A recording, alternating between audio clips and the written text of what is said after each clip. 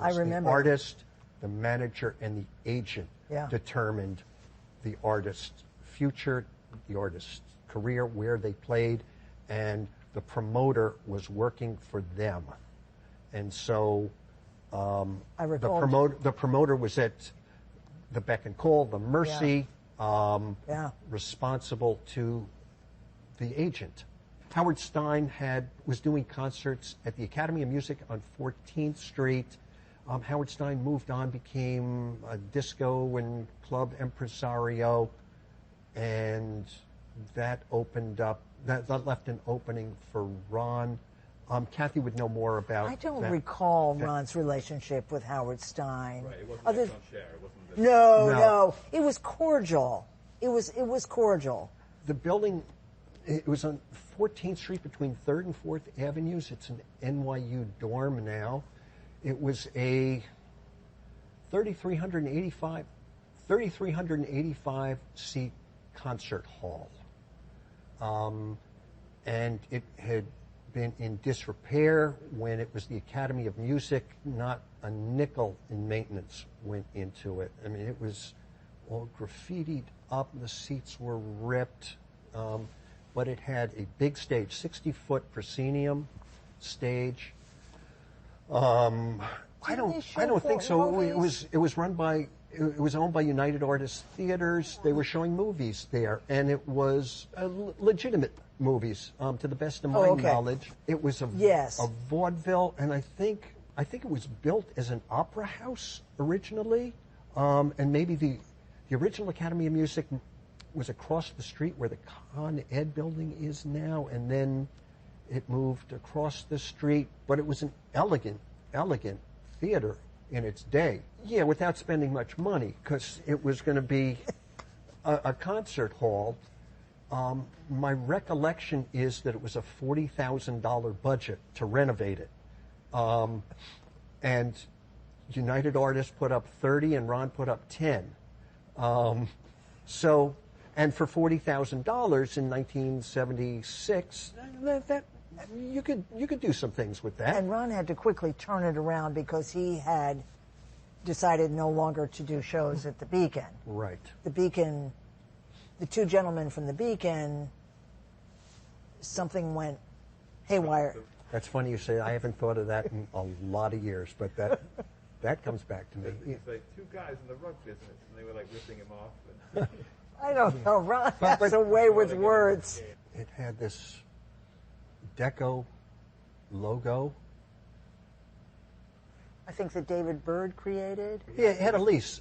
He had an what is that? It provided a solid foundation for the business. There was a venue that needed to be booked, and he could present acts as needed. He didn't have to reserve a date, block out a time, compete with somebody else for a date. And if you wanted to play New York, this was the concert hall. It was. It was a real home base.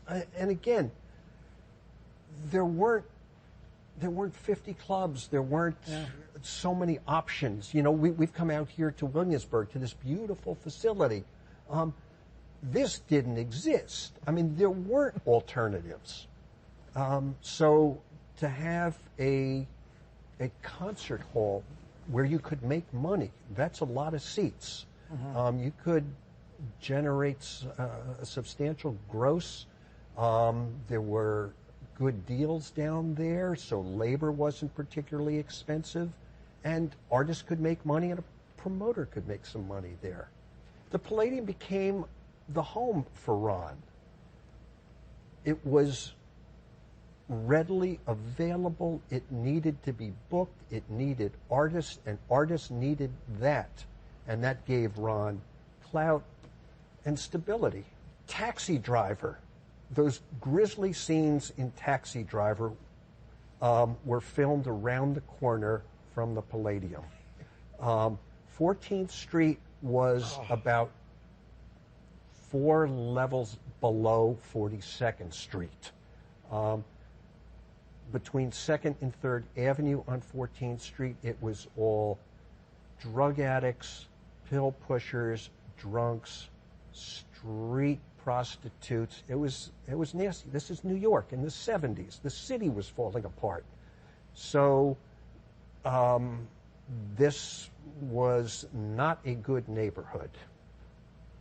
The first show in mid-September that the Palladium opened with, the band and Chris Hillman. Great show, 2 sold-out shows. There was a really positive review in the New York Times about how the venue had been cleaned up and how much better it was. And there were security guards in the bathrooms so that drug dealers weren't hanging out there all the time. And it was a very positive light on this new development. So the following week, I think there were 2 weeks between shows, if I recall, and for some reason I'm remembering that the second show were the Outlaws, and that could be wrong, but in between there was a bomb went off outside the facility during the night or something like that. A real bomb, not just a couple firecrackers or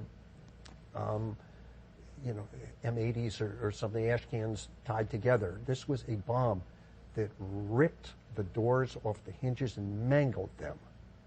And I think that there was some talk that it was a Spanish gang. There was some street war going on. And why it was at the Palladium, I don't know. There was also certainly some thought that this was a means of intimidation from somebody, whether it was a competitor, whether it was coming into the neighborhood. It was never known, and nobody was hurt, but that was a serious bomb. It was, something like that happens, and there's no ready explanation. You start to... There's no resolution to it at all. And you start to think, well, what could it be? And so, certainly you think competition. Competition was much more intense at other times, but it could have been somebody else. There were other promoters who did occasional shows. You just don't know. That was a serious rock and roll had theater. Roll Down Gates, too. And then put down Roll Down Gates. Roll Down Gates right after that. Befitting the neighborhood. Yeah. Roll Down Gates. But and the Palladium was a rock and roll hall. Although you should point out that it did a variety of music in there. There were jazz shows there. Talking about Ron's vision, Dolly Parton played there. Wow, that's weird, but she played there. And sometimes artists wanted to expand their audience or do something different, or Ron convinced them of that. In the beginning, I think it was hard to get people to come down to 14th Street, to come down to this neighborhood. The Palladium wasn't uptown, it was downtown, and artists were reluctant. So it was a big deal to have the band open the Palladium, and then more and more artists would play there, and I think some of the shows became so legendary. Was Hot Tuna? Hot Tuna, but the Zappa shows. But Halloween getting this are legendary. And it did. It got off to a quick start. I have a recollection that there were 21 shows in 28 days, in the first 28 days there. And that's a lot of concerts. The Stones played there. And then the Stones went on to play. But it was Hot Tuna. Hot Tuna. Mostly it was 2 guys, just Yorma and Jack. They would come on, they would start it was generally during Thanksgiving weekend.